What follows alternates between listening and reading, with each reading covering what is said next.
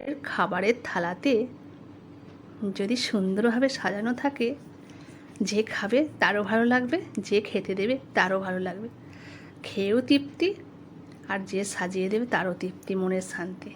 তাই আজকে বাটি সেবে ভাত, লবণ, কাঁচা লঙ্কা, পেঁয়াজ, পাতিলেবু, করলা ভাজা, আর আছে কুলেখাড়া শাক। দারুণ খেতে বন্ধুরা, একবার করে খেয়ে দেখবে। বড়ি ভাজা দিয়ে দারুণ খেতে লাগে, একটু মিষ্টি দিয়ে। আর দেখো, আজ রুই মাছ নিয়ে এসে রুই মাছের তেল পোঁটা দিয়েই ভাত খাওয়া হয়ে যায়।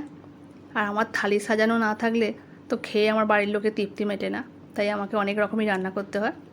আর দেখো ঢ্যাঁড়স পোস্ত, না খেলেও কিন্তু আমাকে সাজিয়ে গুছিয়ে দিতে হয় প্রতিদিন।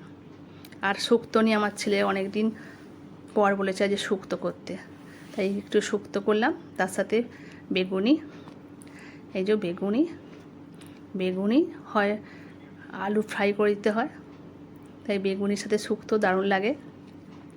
আর আছে পাঁপড়, আর কি লাগবে বলো বন্ধুরা। আর মাছের ঝাল, রুই মাছের লেজটা আমার ছেলে খেতে ভালোবাসে। এই পাঁপড় আর তেঁতুলের টক, এখন কাঁচা তেঁতুল রান্না মিটেছে, রান্নার পরেই কাঁচা তেঁতুল এখনও আছে, তাই কাঁচা তেঁতুল চিড়ে সর্ষে বাটাতে টক আর 1 গ্লাস জল। বন্ধুরা ভালো লাগলে এটা কমেন্ট